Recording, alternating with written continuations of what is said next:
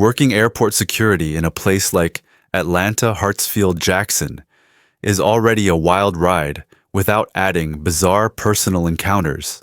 But that day, that particular shift, turned into one of those moments that stays in your memory like a permanent tattoo of absurdity. I had already seen a lot during my 6 years at TSA, from emotional goodbyes that could break your heart to people trying to sneak sandwiches wrapped in tinfoil like classified nuclear weapons. But nothing, absolutely nothing, prepared me for the baby oil incident. To this day, every time I pass the skincare aisle in Target, I have to suppress a full-blown laughing fit. It started out like any typical weekday shift. The airport was buzzing with the usual chaos. Families struggling with their carry-ons, frequent flyers marching through with robotic efficiency, and the occasional frazzled tourist who did not understand why you cannot take a 2-liter bottle of soda through security. I was working one of the X-ray stations on the South checkpoint, checking bags and identifying suspicious shapes. You learn to distinguish everything from neatly folded clothes to travel-sized toiletries to the occasional oddly shaped souvenir someone decided was worth dragging across state lines. Midway through my shift, I noticed an elderly white man in his late 60s or early 70s, gray hair, round glasses, and wearing a camel-colored cardigan that screamed suburban Alabama, walking up to the conveyor belt. Right beside him was a tall, broad-shouldered black man who looked like he walked straight out of a protein shake commercial. He had that muscle busting out of his shirt kind of build, and he kept scanning the crowd like he was expecting someone to lunge at them. Something about the two of them immediately felt off. Not criminal, just awkward. They were sweating bullets and whispering to each other in short, frantic sentences. The elderly man placed a single, slightly oversized black suitcase on the conveyor belt. I watched as it disappeared into the scanner and then blinked at the screen. At first, I thought the monitor was glitching. The X-ray image was jam-packed with dozens of identical, rectangular-shaped bottles stacked with eerie precision. They were lined up like ammo clips. Same size, same density, all packed top to bottom. I paused the belt. People behind them started mumbling, but I signaled for the bag to be pulled for additional screening as I flagged it for manual inspection. The older man swallowed hard and gave me this look, like he had just been caught hiding lottery winnings. I walked over to the table and asked him to unzip the suitcase. His hands trembled slightly as he complied. At that moment, I fully expected something alarming: drugs, smuggled electronics, maybe even taxidermy. I braced myself for a worst-case scenario, but when he flipped open the lid, I nearly choked on my own breath. Rows upon rows of small, unopened Johnson's Baby oil bottles filled the entire suitcase. I blinked once, then twice. 50, no, more, possibly 70 of them, perfectly sealed, perfectly arranged, as if someone had spent the entire night lining them up like perfume samples for an executive product pitch. It was so ridiculous that I felt my professionalism start to crack.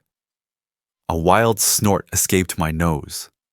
I turned my head and bit the inside of my cheek to stop myself.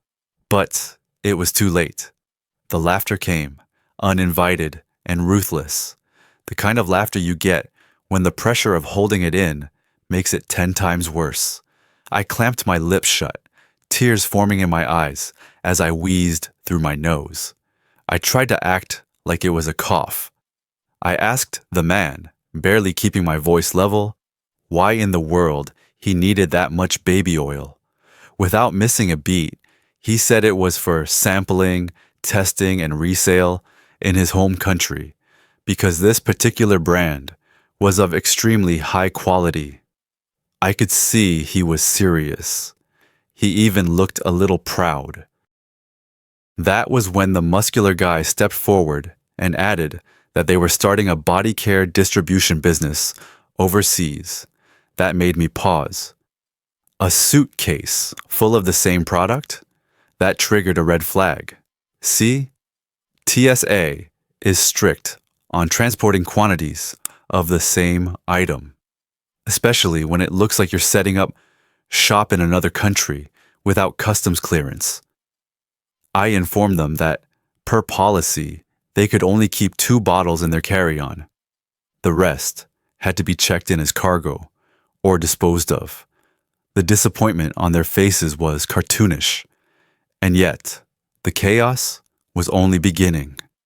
Behind me, 2 of my coworkers had now noticed the open suitcase and stopped what they were doing. One of them nudged the other, both of them holding back laughter. Soon, passengers walking through security started slowing down to gawk at the sight of 2 grown men, one of them a gym model type, sifting through what looked like a personal supply of baby oil to last several lifetimes. It looked like a vendor booth at a skincare convention. The more I thought about it, the weirder it felt. Who carries that much baby oil on a commercial flight? Something felt off. Not illegal exactly, but strange enough to warrant further inspection. I alerted my supervisor, and together we had the 2 men escorted to the secondary interrogation room for a quick customs and security interview. At this point, we still expected a bizarre story, maybe even a poorly thought out smuggling attempt of something hidden beneath the bottles. What we discovered in that room floored all of us. Turns out, the elderly man was not just some skincare enthusiast. He was a retired chemical engineer who had patented a formula for skincare emulsions back in the 80s. He had struck a lucrative partnership with a pharmaceutical lab in Nigeria where his associate, the very muscular gentleman, was preparing to launch a boutique organic skincare line. The 2 of them had actually been approved for a small-scale import license, but due to a bureaucratic mess, the paperwork had not been properly uploaded into the airline's system. They were transporting the baby oil as part of an ingredient comparison for developing their own variant. Even crazier, the muscular guy? He was a former NFL player turned entrepreneur.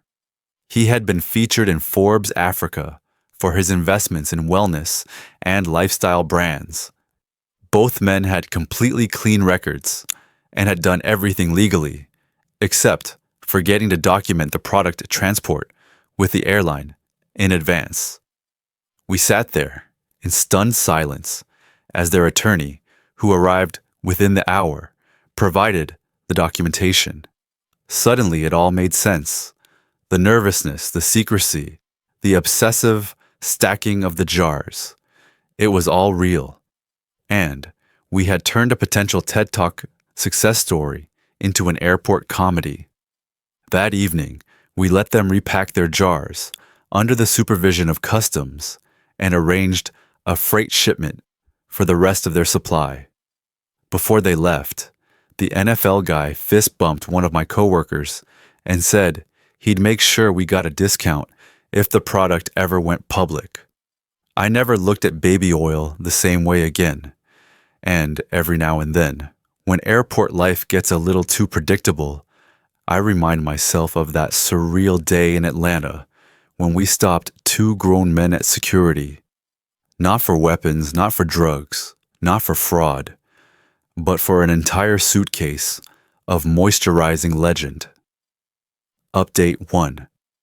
The thing about working airport security is that even after years on the job, thinking you've seen it all, something always happens that resets your entire perception of normal. Just when I thought the baby oil saga had peaked with the discovery of a retired chemical engineer and a former NFL player turned skincare tycoon smuggling what looked like the world's largest sample pack of Johnsons, the situation decided to evolve in a way none of us saw coming. What began as a strange customs violation snowballed into something so ridiculous and uncomfortable that it became the unofficial story of the year in our break room. After the lawyer left and the documentation was reviewed, the supervisor told us to proceed with a standard procedure debrief, mostly to make sure all loose ends were covered before releasing them back into the terminal. I was in the observation booth behind the two-way mirror along with two other agents, while another colleague sat in the room with the two men. The vibe had shifted dramatically since the initial awkward tension. They were now relaxed, sipping bottled water, legs crossed, casually scrolling through their phones while we finished the paperwork. But just before the agent wrapped up, one of the men leaned forward and said something that caught everyone off guard. The former NFL guy said they wanted to add clarification. At first, we thought they were going to explain more about the emulsifiers, branding plans, or logistical issues. Some niche detail about the business we did not need. Instead, the elderly man calmly stated that the real reason for carrying so much baby oil was not entirely professional. He said they were married. That part came first. I blinked at the glass. Married. As in, to each other. No one in the room said anything, but I felt the air shift. Then came the actual shocker. The real reason for all the baby oil was personal. Not resale, not analysis, not research. They used it extensively for their own private activities. It was something they enjoyed. They called it play. He said it so bluntly, so unapologetically, that my brain stalled trying to process it. Behind the glass, one of my coworkers dropped their pen. The agent sitting next to me choked on his gum and let out a sound between a laugh and a cough. I felt my lips twitch uncontrollably. It was not the fact that they were a couple. No one cared about that. But the mental image that was involuntarily forming in all our heads of these two grown, muscular men playing around with baby oil in God knows what quantity. With that kind of enthusiasm, it cracked us. The agent in the room had to look down at his clipboard to keep it together. I watched as his shoulders trembled slightly. I was practically biting the inside of my cheek again, trying not to fall apart. It was the absurdity of it. The combination of extreme seriousness, the formal setting, and the confessional-style delivery of what sounded like a punchline from a sitcom. Every one of us was on the edge of hysterics, but then the mood took a hard turn. The elderly man narrowed his eyes and crossed his arms. He said that our reactions were humiliating, that our facial expressions, the stifled laughter, the sideways glances, they all told him exactly what we were thinking. He accused us of mocking them, of laughing at their intimacy. The NFL guy backed him up, his tone now tense. He said that what we had done constituted emotional harassment, that we had humiliated them in a public institution, and that they were not going anywhere until the police arrived to document it. They were filing a formal complaint. I stood frozen. What had started as a harmless airport moment had now turned into a rapidly escalating PR disaster. No one expected this turn, and no one was prepared. The laughter stopped immediately, replaced with this stunned silence that made the air feel heavier than it should have. Everyone looked at each other through the glass with that universal look of, are they serious right now? The men stood up. One pulled out his phone. The other demanded a written report of the incident. The supervising agent entered the room to try and mediate, but the two were unrelenting.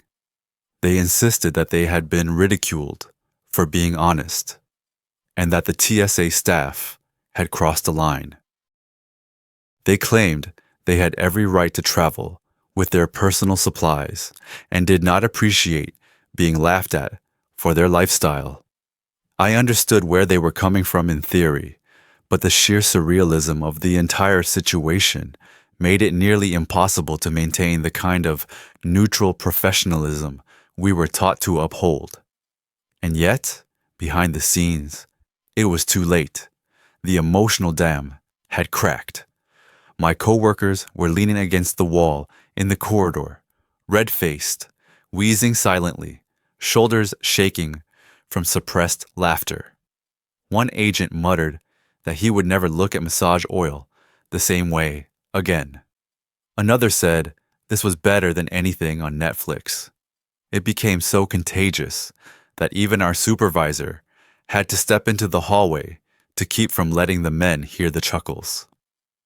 By the time the airport police were contacted to assess the complaint, the entire corridor behind the security office had descended into a mess of wheezing, face-covering, laughter-suffocating agents and supervisors. No one could believe this was real. We were all waiting for the police, still laughing like middle schoolers hiding in the back of class, knowing full well we would have to explain this entire bizarre incident to actual law enforcement officers without losing it in front of them too. Update 2. The airport police arrived. Within 15 minutes, their boots echoing down the hallway like a rescue squad entering a hostage negotiation. By then, the two men were pacing in the interrogation room, visibly agitated, one of them still on the phone, speaking in sharp bursts, the other glaring at the two-way mirror, like it was a portal into betrayal. I stood by with two of my colleagues in the corridor, still red in the face from the absurdity of it all, but trying our best to wear our most solemn expressions. It felt like we had been caught in some twisted improv skit that started with customs protocol and ended in personal lubricant diplomacy. Two officers came in. One was a seasoned-looking sergeant with salt and pepper hair and a Georgia Bulldog's pin on his collar.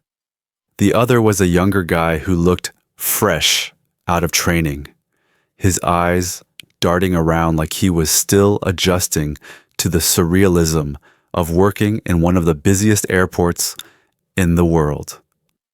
They were briefed quietly by our supervisor, who did his best to keep it clinical and professional. I stood back and watched the officers nod along, flipping through the forms and the flagged report that included phrases like personal use quantity, domestic friction concerns, and non-commercial organic product. I saw the younger cop's mouth twitch. When they entered the room with the two men, we all held our breath. There was an uncomfortable silence as the officers introduced themselves, asked the men to repeat their complaint, and then sat down to listen. The elderly man took the lead, repeating everything he had told us before, now in a more rehearsed and indignant tone. The younger man added fuel, describing how we had disrespected them, that we mocked their intimacy and their lifestyle, and that they expected an apology and restitution. He emphasized again that their luggage contained nothing illegal and that their privacy had been violated. The room was quiet for a beat too long after he finished. The older officer blinked slowly, then asked them with all due seriousness to clarify what exactly the baby oil was for. When the man repeated it, confident, firm, with conviction, the air in the room shifted again. The older officer's face froze mid-expression, then slightly tilted down, his lips curving in just the slightest way. The younger officer made the mistake of glancing at me through the glass, and that was it. His face cracked. The tiniest laugh escaped from his throat, like a hiccup. He covered his mouth and looked away, pretending to cough. The tension in the room immediately snapped back. The men stiffened.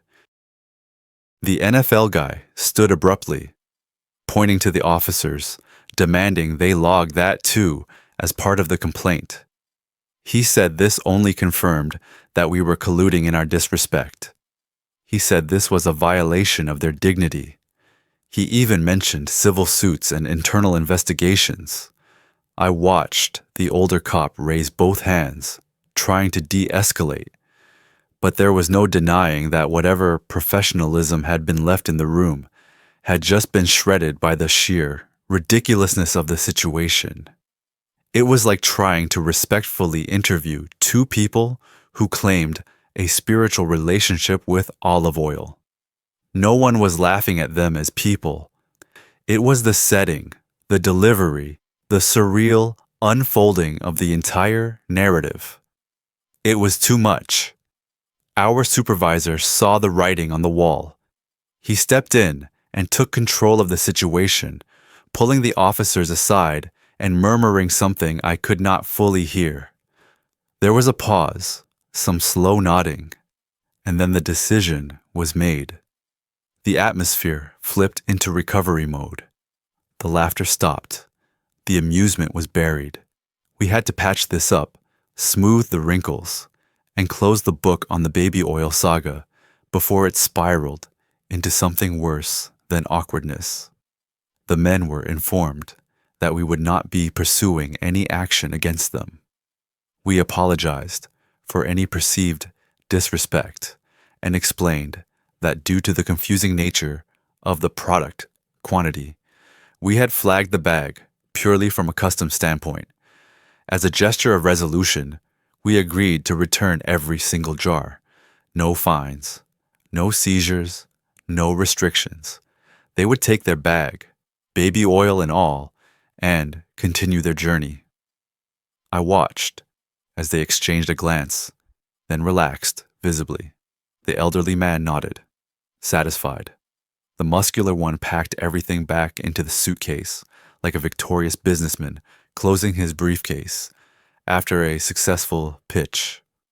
They rolled the bag away from the interrogation room and disappeared down the terminal like it was just another Tuesday. Their pride restored, their stock replenished. When they were finally out of sight, we stood in silence for a moment. No one said a word. The absurdity of what had just unfolded was still hanging in the air like humidity before a thunderstorm. Then, someone behind me let out the softest snort, and that was all it took.